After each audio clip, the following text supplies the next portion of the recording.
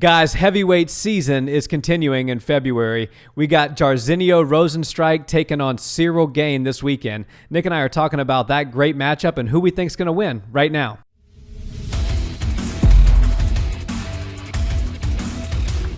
What's up, Barnhill family? Welcome back to the channel. Yo. So, Nick, we're still riding the high of Derek the Black Beast Lewis's amazing knockout last night. You've got the shirt on, repping H-Town. That's right. As I would have expected today. For sure. But we're rolling right into another great heavyweight matchup this weekend. Yeah. And it's funny because we talk all the time on this show about how the heavyweight division is a slow-moving division. Well, February 2021 would certainly prove us wrong in that regard. Yeah, and it's moving month. I won't say moving day. It's moving month. You know, we started with the Alistair Overeem Volkov fight, which was awesome. We get an amazing finish. Last night we got the amazing performance from Derek Lewis over Curtis Blades, and I think that this next weekend's fight, Rozenstruik versus Gane, is another one that's absolutely going to deliver. You know, Gane has kind of just risen onto everybody's radar, and he's very exciting, very fun to watch. And I think with some of the names at the top of the division, and they've all fought each other, it's nice to have a new guy that seems to be very tough and very capable of competing right there with them. And Rozenstruik obviously is a monster. Oh, for sure. And this is Gane. We did a video when he fought JDS. Yeah. And I honestly didn't know that much about him going into doing that video. I went back and watched some of his fights, and I said, the guy's only 6-0. Yeah. He's got, 3 submissions. I don't think he's going to submit JDS. Only 2 or 3 knockouts. I don't think he's going to be able to knock out the veteran. I was obviously wrong. Right. And I do believe that he's one of these guys like the Khamzat Chimaev, like the people that this new formula is, get them in and get them to the top and let them rise as fast as they can rise. No sense in stifling somebody's career. Yeah. And that's sort of where Gane is. He's 7-0 now. Great mix of subs and KOs, 3 subs, 3 KOs. Yeah. Very active, just fought in December, took January for another training camp, and he's right back at it in February against Rozenstruik. And then Rozenstruik is kind of another one of these young up-and-comers who's got not that many fights as well and would be perfect in his career except for the fact that he got caught by Francis. But hey, who doesn't get caught by Francis? Yeah, and that was a quick night out. He lost the 10 or 11 seconds that they did fight. I can't remember. Yeah, I think it was 20 seconds when it was all said and done. But the punch was 10 plus seconds. Sub 30-second fight. It's you can chalk that up as just kind of getting clipped, and people won't really accuse you of being a sore loser because of that.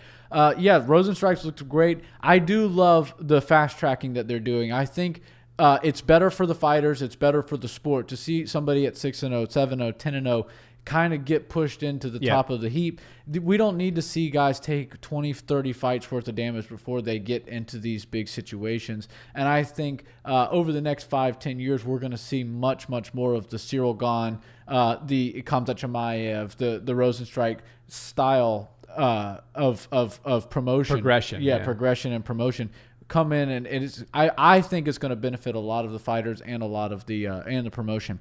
But Ciryl Gane is new to my radar, just like he was new to yours, and I'm a big fan of what he's doing. It seems like he's a true martial artist. He mixes it up very well, but I think he's got some of the best striking technically that the heavyweight division's seen in a while, and you obviously have to give that same credit to Jairzinho Rozenstruik because he just seems like he has that little touch. It doesn't even look like he throws it like 25-30% power, and he's shutting the lights out on some seriously good heavyweights.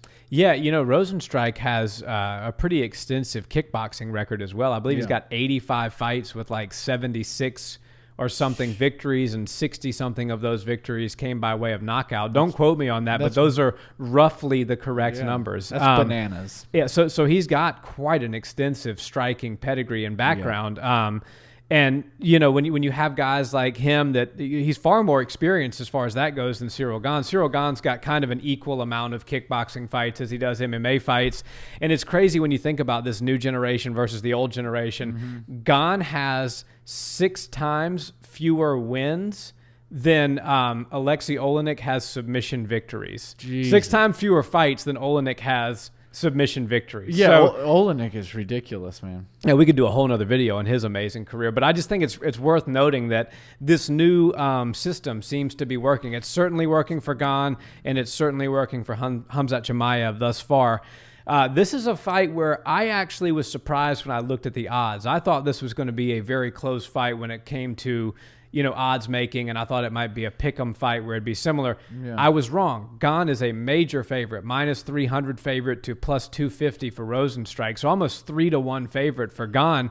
Do you think that's a justified prediction or sort of odds making, or do you think that this is a little bit closer than it may appear? I think that it's a little bit odd that they went that big of a favorite for Ciryl Gane. Obviously, he's a great talent and a great new prospect, but he's still so fresh in his career and still so new to the UFC that it's hard to pick somebody like that, more particularly at the heavyweight division. Right. Everybody has knockout power at the heavyweight division, especially Jairzinho Rozenstruik. I mean, he can touch you. And not to say that Ciryl Gane is a slow fighter, because he's not. He starts really well, and he moves pretty well. And he moves pretty quickly. But he's not like light years faster than Jairzinho Rozenstruik, where he's just going to be buzzing around, catching him at will. And I think there is going to be a lot of good striking exchanges in this fight, and when that happens at the heavyweight division, I never think it's a good idea to part with your money, because either one of these guys could catch either one with a right hand or a check hook or anything like that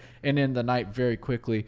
So when I see big odds like this at the heavyweight division against knockout artists, I always kind of suggest or recommend to people, put a few bucks on the heavy underdog, because I think you might get surprised and win a little bit of money. Well, if you did that last night with Derek Lewis, you would certainly be cashing in today. Exactly. But Rozenstruik has shown that, much like Derek Lewis, he's got scary power all the way till the end of the fight, as we saw with him splitting Alistair Overeem's lip open. A fight that he lost a lot of those exchanges, but he's able to shut the lights out at any point. So Gane's got to be very careful. This is a main event. Right. This is a 5-round fight, and Rozenstruik has power up until and including the last 10 seconds of the fight. So I think that we're going to see a knockout here. I don't think it's going to go all 5 rounds. I was lambasted pretty heavily in the comments last time for picking JDS over Ciryl Gane, and I think people were saying I don't understand who this guy is and how good he actually is, and even though he's only got a few fights. And I think maybe this time I've learned my lesson, and I'm going to say that Gane is able to get a finish in the 3rd round. I think he's able to technique. His technique is just a little bit crisper and sharper than Rozenstruik, and he's going to be able to wear him down. I don't think it's going to be a one-punch sort of KO. I think if it's a one-punch sort of KO, it's going to come from Rozenstruik. But I think what we're going to see by Gane is a piecing apart and a slow breakdown, and it's going to all culminate to a finish in the 3rd round. Wow, so he's going to get Biggie Boy out of there. Yep, that's it. Well, I kind of want to see, now that you've told us that he has 3 submission victories and I think 3 KO finishes or 2. I would like to see some of the heavyweight jiu-jitsu and grappling exchanges, but I don't see that being the case. I don't think that Ciryl Gane is the type of guy to go look for takedowns, and Jairzinho Rozenstruik certainly not going to try to take him down and have him wind up on the bottom playing a guard game. So I'm quite confident in saying that this fight is going to stay on the feet, and the only time one or both of them wind up on the ground is in a TKO ground and pound situation. So I personally, feel like I shouldn't go against Ciryl Gane because of the hype around him. But Rozenstruik is just as, deadly when it comes to these strikes, and he's shown it to us, and he has way more experience. I know MMA and kickboxing, Muay Thai aren't exactly the same thing, but they're very similar, and making that walk and engaging in combat, there are some similarities that you can take from one and take into the other. So if you're going to go with Ciryl Gane, I'll go with Rozenstruik, but I've picked against Ciryl Gane twice now, and if he proves me wrong again, I'm not going to be picking against him anymore. Kind of like Usman. I'm done picking against Usman. Yeah, he's made us pay too many times. Yeah, so I'm going to go with Rozenstruik. I think it's going to be a tough fight. Maybe third round, just like you think. Second round, Rozenstruik gets the job done. Yeah, and I think it's worth noting that even though I'm picking Ciryl Gane to win this fight, if I were to bet on this fight, I would not put any money on it because I believe Gane's going to win. Yeah. But I don't believe that at the minus 300 odds where you have to put up $300 just to win back 100. Yeah. It's too risky. Yeah. But if you're a Rozenstruik believer, just like if you were a Derek Lewis believer last weekend, you might be able to cash in on the live dog. Yeah, you got to risk it for the biscuit sometimes. And I think that when you see a guy with knockout power like Rozenstruik has got, it's always worth it to throw a few bucks at a heavy underdog like that. So. Yeah, and I think it's worth noting too that the heavyweight division has got a lot of fresh faces, a lot of new names. And a lot of people in that 30 or just under 30 mark. Ciryl Gane is 30. As we saw last night, Curtis Blades also 30. Unfortunately, did not go his way for him last night.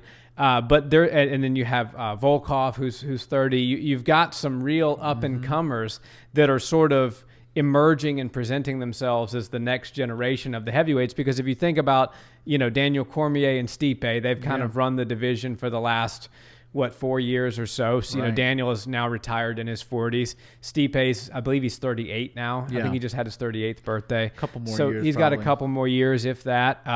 Francis, I think he's in that mid-30 range as well. So what you're going to see is, I think you're going to see the Francises and the Lewis and all. They're gonna rise to the top over the next couple of years. And then after that, we've got a great stable of guys that are highly skilled and haven't taken a lot of damage at heavyweight. I mentioned Alexei Olenek earlier. He's got something like 70 MMA fights, 60 something. Crazy amount of MMA fights. 60 wins, if I'm wrong. Right. And so when you have somebody like a Gane and a Rozenstruik who has, one's got 11 fights, the other's got 7 fights.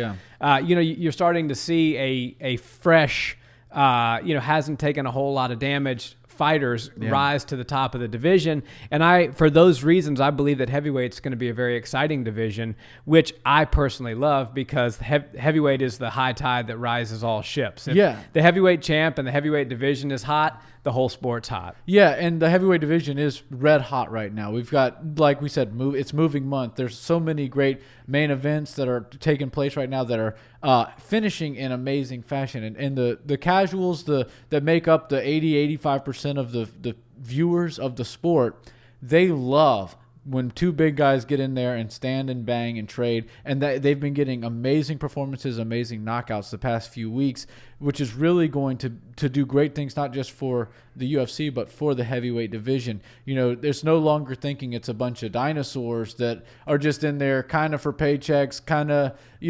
moving too slow and they look like they're undisciplined because they carry a little bit extra weight. No, these guys are high-level athletes with serious power. And now they're putting on performances that really resonate with the general public. Absolutely. I agree 100%. Yeah. Well, guys, who do you think is going to win this one? We've had a lot of great heavyweight matchups this month of February. Is it Rozenstruik? Is it Gane? How do they get it done? Let us know in the comments. We always love chatting and engaging with you guys there. And please like, comment, and subscribe if you've enjoyed this video. And until next time, guys, have a wonderful day and enjoy the fights. Peace.